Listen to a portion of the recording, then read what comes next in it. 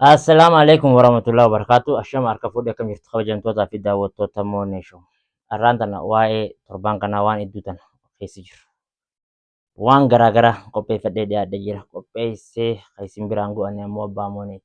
Jalqaba irratti YouTube kiyya kanaaf yoonii fi haarawaa taatan subscribe godhuun hin irraanfatinaa isin jira. Akka namoota hedduu bira ga'uuf share, like godhuun hin irraanfatinaa. Egaa daawwattoota kiyya torban kana keessa maaltu jira? Wanni torban kana keessa jira yookaan wanni ammaan tana deemaa jiru maali? Haqaatu bade, haqaatu dabeedha. Eenyu namni haqaan na jalaa bade yoo kun illee na jalaa bade yoo siifuudha. Siifuun haadha shanee isii tana jechuudha. Siifuun kan jiraattu biyya baqaa Kaayiroodha. Ilmaan 5 bakka takkatti ulfooytee dhalte. Eenyuuf? Abbaa manaa isii Amaaniif. Egaa yeroo ammaan tana Amaan Itoophiyaa jira. Itoophiyaatti fuudhee haadha manaa biraa qabeettee miidiyaa kanarraa dubbataa jirti. Egaa daawwattoota kiyya waan isaan gidduu ga'ee fi wantoota garaagaraa waan haati siifuu dubbatu. Walumaan kan dhageenyu ta'a. Kallattumaan karaa qophii teenyaa ta'a dabarru nyaasaan isin jaa galatooma ulfaadha. Anaaf ilmaan manatti nu dhiisee bahee si galee jireenya dhuunfaa isaa jiraachaa turedha. Jireenyi inni anaaf ilmaan isaa kana gatee deeme sun ta'uu fi dhiisee jennaan halkanii guyyaa anaaf ilmaan akka harree yookaan ammoo harree osoo hin taane akka warra Liibiyaa barahaa keessatti nama qabanii tuman san anaaf ilmaan tumaa ture. Si galee anaaf ilmaan manatti gatee bahee jiruun sun ta'uu fi dinnaan nutti deebi'e jechuudha. Kazaan ani sponsora sana Mubaarak Musammaatii fi Maarqos Taasisaa Boonaadha namooti ni beeytan. Isaan wajjin maallaqa sponsoraa kana walitti qabee sponsora kana faayil nambaruma isaatiin galchee tumaan isaatii fi roorroon isaa gaafa huyna kiyyaa ol taatu ilmaan kiyya fudhadhee ganda biraatti gale. Gaafan ilmaan kiyya ganda biraatti fudhadhee galullee manguddoo natti baasee hawaasni Oromoo Kaayiroo keessa jiranullee dhimma kiyyaaf dhimma isaa laaluudha. Rakkoo kiyyallee itti himadhee rakkoodhuman hadha miidiyaa kanarratti himachaa turen rakkoo kiyyallee isaanittillee himadhee isaanillee rakkoo kiyya naa furuu dadhabanii achiin bakka an jiruttillee anaaf ilmaan kiyya dhufee waan nu sodaachisaa tureef ganda inni hin beeyneef ganda Oromoon hin beeynen of dhoskee ilmaan kiyyaa wajjin jiraachaa ture. Gabbahiitii hiccitii kan kee kana gocha ansi gochaa jiru hawaasa Oromootti ummata Oromootti himadhu jaartii fuuchuun isaaf haaraa misi asittillee jaartii hima qaba. Sigale gabbahiitii gocha ansi gochaa jiru kana ummata Oromootti himadhu ummanni Oromoo ana homaana gochuu hin danda'u. Jireenya kanaanatu jiraata malee ummata Oromooti miti naan jedhe. Sigale akkasumatti osoo aniif inni gargar baanee jiru guyyaa wayii akka tasaa ilmaan kiyya kana laaluu barbaada naan jedhee jennaanan ilmaan kana fideef gaafa nan fiduuf na jalaa dhoske. Gaafa inni na jalaa dhosku gabbahee miidiyaa irratti haasa'e. Yeroo haasa'u atillee hundi keessanuu dhageessanii jirtan. Ilmaan sana deebisee fudhee jira. Haasaa dheeressu gaggabaabseen isinitti hima.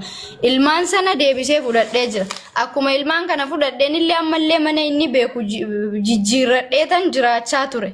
Mana jijjiirradhee. Sigalee akka tasaa halkan keessa mucaan kiyya na jalaa kufee mataan falaxamee innaan meebii ilmi kiyya kun ka'ee akka tasaa waan na jalaa ta'a jedhee isuma yaamee mana haakimii waliin geessine. Sigalee achiin guyyootii muraasa booda qabame. Gaafa qabamu aniif inni gargar baanee jirra. Jireenyi keenya garagara. Sigalee jedhee isarraa hin fagaanne. Gaafa inni guyyaa qabamurraa waan an qabuun osoo ittiin hambifatin sigalee qorraan jedhu gubaadhaan jedhu yoo inni na nafne sigalee miidiyaa irratti na nafne BBC mararratti bar kan inni adda afaan daffaree bar fuudhee jira kan inni jedhu jechuudha sigalee. BBC mararratti BBC afaan Oromoo irratti sagalee ta'aafii ture.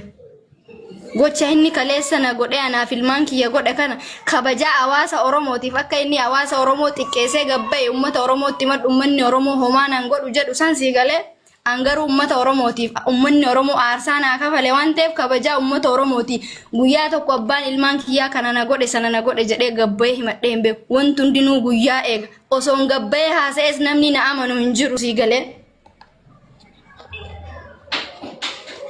akkasitti gaafa inni qabamullee waliin rakkadhe waliin taabe waliin taare badii sitti balleesse sana siifuu kiyya dhiifama naa godhi anatu sitti balleesse anatu si zallame haqa keetu na qabee bakka kana na galchee si galee gaafa inni naan jedhu rakkoo hin qabu miidhaa ana miitee miidhaa ilmaan miite san hin laaliniiti haala as keessaa baatullee anatu sii mijeessa jireenya kan kee ka as keessa jirtu akkamittiin bahaa yookaan ammootu jedhiiti sammuu kan kee firii godhiiti yaadi malee dhimma ana kaleessa namiite ilmaan kana miite tokko hin yaadin jedhe maaliifi namni mana hidhaa keessa jiru dukkana keessa jira ifaa hin argu nyaata yoo ani itti geesse malee hin nyaatu dhugaatii yoo an geesseef malee dhugu ilmaan kana yoo an geesseef malee ilmaan kana laaluu hin danda'u sii galee hamilee isaatiif jecha dhahichi inni na dhahe cinaachi kiyya osoo na dhukkubu xabaasaa ilmoo kiyyaa osoo argu osoo na dhukkubu hawaasni Oromoo yeroo an miidiyaa irratti ilmaan kiyyaaf jecha boo jecha isaan naan jedhan osoo na dhukkubu jechuudha badii inni ittiin kaleessa balleessan osoo qasamuu kana hunda danda'ee baatii 8 guutuu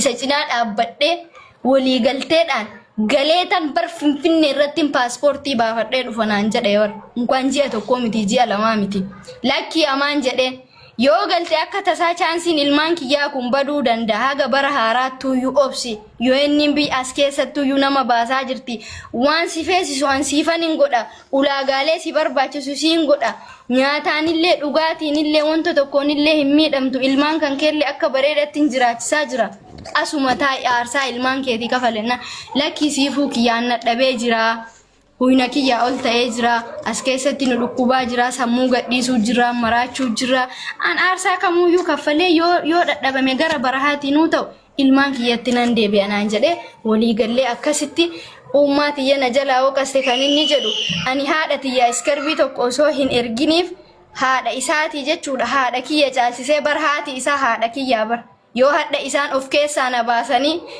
na jijjiiran bar haati isaa bar akka ilmoo tiyyaati bar sigale maatiin isaa guyyaa tokko inni baatii 8 hidhamee guyyaa tokko salaama rabbiin irratti qaraanii ilmi keenya akkam jira amaan akkam jira ilmootiyya ijoolleen isaa akkam jirti namni naan jedhe hin jiru kana mara aarsaa kana kafalee biyya galee gaafa biyya galullee waan isa barbaachisu gara qarshii 450 akkaawuntii isaa irratti galchee paaspoortii baasisee fi amaan kiyya namaa gadi hin ta'iniiti aarsaa kamuu kafaliiti ijoollee keetti deebii jedhe haala jireenyaa akkasii jiraachuu dandeenya akkana jiraachuu dandeenya jedhe haala jireenyaa wanni ani itti na caawwatin tokko hin jiru akkasitti jiraanna sanii jiraanna jedheeni jechuu si galee kan inni ammootu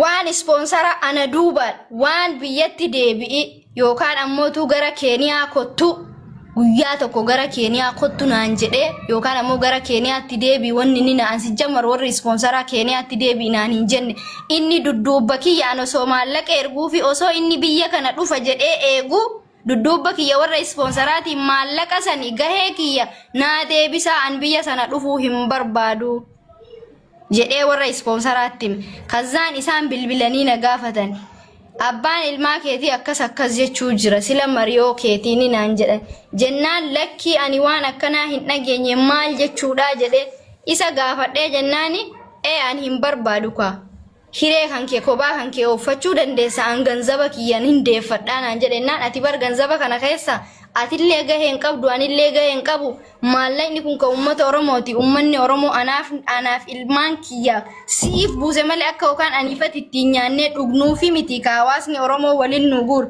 saniifuu yoo ati hin barbaanne of haala aniif ilmaan kiyya biyya kana keessa baanu haala nuu mijeessi malee maallaqni siifillee anaafillee hin deebi'uun jedhe boodarra atuyyuu bilbiltee bar akkas jedhaa jirani naan jettee jennaan bar asli anuyyuu akkas dhaga akkas jedhee boohee sitti madhindoom yeroo sanaayyuu bar fuudhee jira siin jedhee sitti mennaan lakkii amaan waan akkanaa hin godhuu naan jette fuudha isaa ankaleessaa fadhaa miti kan hin dhagayan sigalee san darbee dudduubba kiyya makiinaa gurguraati naa ergaa annan rakkachaa jira waan hin nyaadhee dhugee bulu hin qabu jedhee na dudduubba sanuyyuu makiinaa gadaa resturaantiin qarshii 600 Itoophiyaa naa galche osoo ilmaan kiyya aannan tokko hin bitin sababaa inni baajata makiinaa kanaa gaafa makiinaan kun guyyaa bitamtuuti makiinaa kana girishii tokko irraa hin kaffalleef jechuudha.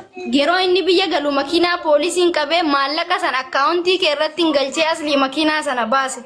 Makiinaa sana gaafa isiin mana hidhaa keessa jirtu oma tokko hin dubbanne gaafa makiinaan kun mana hidhaa keessaa baatu gurguraati naa ergaa jedhe.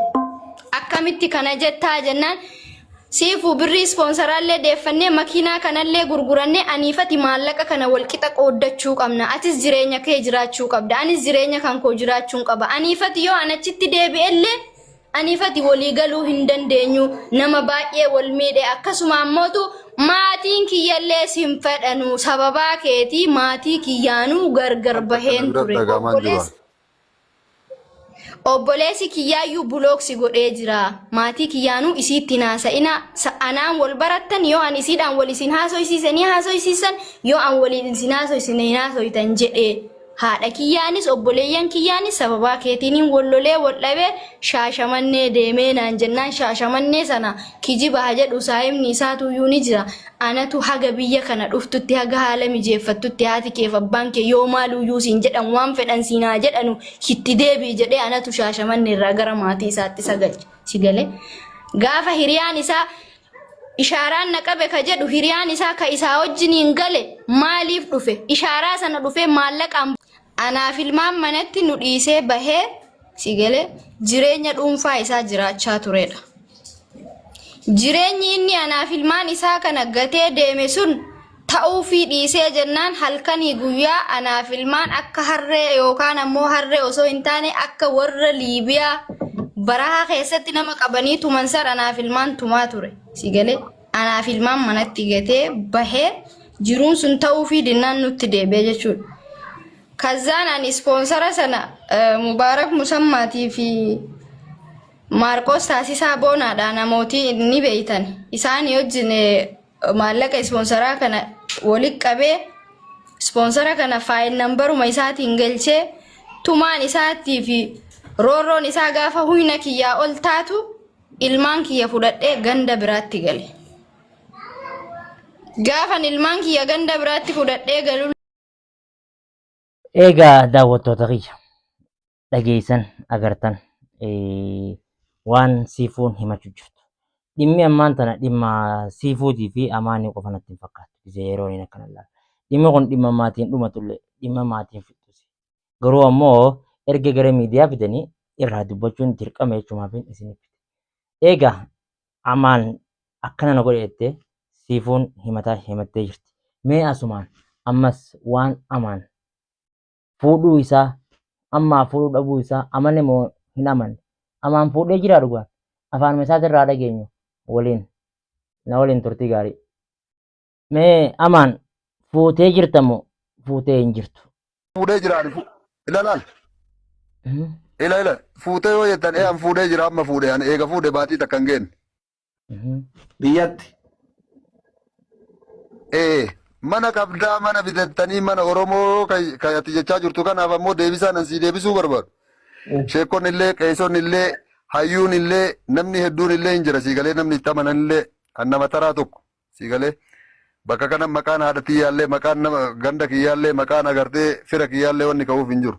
Yoo anaa fi namni kun yoo qabeenya ilmaan tiyyaatiin waan doolaara 200 fi birriin irratti ergite 200 narra ergiteen alatti siifu birriin ijoollee tiyyaa na seente addunyaa akeraa na hongeessu nama gadi na haa deebisu mana haadha tiyyaa keessa jiraadha siigaleemi qixxa haadha tiyyaa nyaadha siigalee akka isin jettu mana ni qabu fileen abaaree dhaggeeffadhu fileen abaaree arba watuluta wanni nama abaaruuf illee jiru dhugaa jirtutu tana jechuu barbaadeeti ani manni anaaf isiin qabnu yoo kaleessa ka jiraannu taate yoo anaaf isiin ka walitti beennu taate anaa fi rabbii walitti dhufa siigalee addunyaa irratti ibidda jahannam rabbi natti haa naqu mana waliin ijaarannillee hin qabu mana Oromoon naa ijaartellee hin qabu hardallee hin qabu yoo qabaadde ammoo tuyyuu seeraanillee seenaanillee abbaa barbaadanii kallattii barbaadanii waan kana qulqulleessitanii na gaafachuu mirga qabdan wallabbiin anaaf isiin wallabnee bakka kana itti gahe isinillee beeyti isinillee beeytan siigalee jireenya isii keessa yookaan ammoo jireenya kiyya keessa isiin illee akkamitti akka baate numarti kennaa wal beena jechuudha. Homaa waan kijiba qabu hin qabu kun. Sigalee ani namallee waan dho'isuuf yookaan waan rabbii kiyya jalaan dhokan ilma namaa tokkicha jala waan dho'isuuf hin jiru an dhugaasan dubbadda. Eeshi amaanii takka qofa dhabaat taa'ee takka qofa gaafii xumuraa carraa siifuu kenna gaafii xumuraa. Ati amma biyya kana dhufuu hin dandeettu walillee dhabdanii wal dhabbii fi hojiilee ta'uun mala biyya kana illee dhufte karaa yooma araaramtanii dhuftellee dhugaadha basmaan mungkin ofirraa haquun hin jirallee jedhama haquullee baattu namni xiyyaaraan bahee deebi'ee biyya faranjii kana dhaquun hin ulfaata kana namni biyya kana ture biyya kana keessa deeme hunduu hin beeka. Eshi eegaati biyya kana dhufuu hin dandeenye feetu fedha keetiin haa ta'u feetu mootummaan si haa dhooggu dhufuu hin dandeenye ijoolleen kun sirra jiran haati manaa kee sirra jirti keetiin kun maqaa keetiin jira imeeliin paaswordiin si harka jira egereen ijoollee teetitii fi haadha manaa kee kakaa yeroo jiranii kunoo maali yaaddame furmaata gurgurtaa irratti. Ila doktor emailii fi paaspoortiin si harka jira egeree ilmaan kana maal yaaddaa jette? Wanni tokkichi ani ittiin of beeku yoo jiraate maqaa Amaan Huseeniin ispoonsarri kun galuudha. Ka'anillee beeku. Mataa kiyya malee yoo ani achi jiraadhe malee isaan achi keessaa bahuu akka hin dandeenye. Anillee hin beeka rabbillee beeka namnillee hin beeka. Baqataa guutuu beeka karamaa hunda beeka kanatti malee bahuu hin danda'ane dhuga. Waan achirraa hafe ani namni kunillee abbaan hojuullee atillee hin beektanii silkii tiyyallee namni naaf fide isiidha. Ani iimeela ani ittiin fayyadamu iimeelli ispoonsara ittiin godhanne san isiin illee na gaafattee wanni isii dhorgadhellee hin jiruu nallee hin gaafanne haqiiqatti dhugaan jirtullee tanuma. Egaa daawwattoota kiyya falmii gamaa fi gamanaatillee dhageessanii jirtan. Anis waa murteessuuf miti. Isinis waa murteessaa. Maal jettaniin dhimmi kun siifan maaliif gabbaatee miidiyaatti himachuu barbaachise? Dhimmi kun maatiidhaan dheeyitee maatii gaafattee maatiin isiidhaa isii didanii jiranii.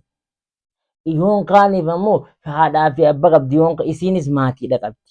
Maatiin isiidhaa maatii isaatiif dawwalanii aboo gandanan akkuma gaafa jalqabaa kabajaa walii qabnu sanitti kabajaan teenya osoo hin tuqamne.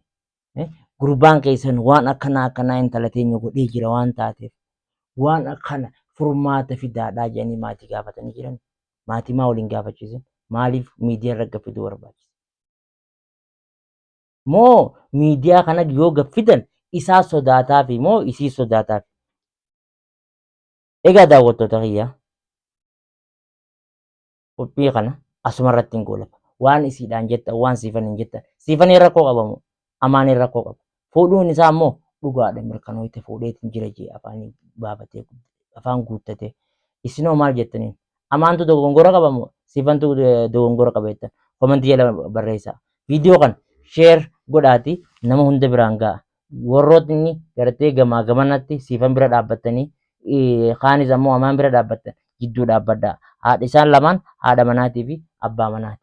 Haadhaa manaatii fi abbaan manaa waliif fayyuu hin oolan. Atiin hamtuu dubbatte. Anniin hamtuu dubbatte. Hundi keessanuu booda dirree taftan. Isaan manguddoo waliif fayyisa. Isinii atiin ammoo isaan waa jette siif isa eenyu waliif fayyisa. Atiin isiinis waa jette siif isa eenyu waliif fayyisa. Isaan abbaa manaatii fi haadha manaatii waan ta'aniif namni gidduu taa'ee fixuu danda'a. Isin ammoo dhugaa jirtu komentii lafaa. Nagaan naa tura. Qophii kana qopheessee kan isin biraan gaa ture. Qopheessaan qophichaan abbaa moonneeti. Sagantaa biraatiin nagaa wal agarruutti. Assalaamu alaikum warahmatullahi wabarakatuh.